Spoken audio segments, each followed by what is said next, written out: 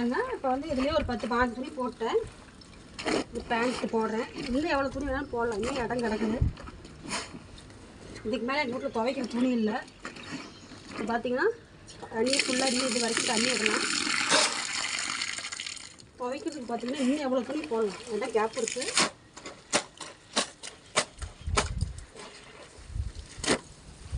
ஈஸியாக துவைக்கலாம்.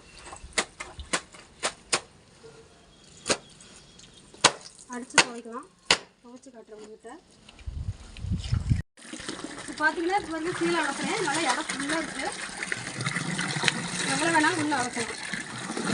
கிட்டத்தட்ட 4 குடம் தண்ணிக்கு மேலே எடுத்துக்கிட்டு எவ்வளோ துணி வேணாலும் அளக்கலாம். தண்ணி பண்ணி வந்து கீழே அவ்வளோ தண்ணி இருக்குது.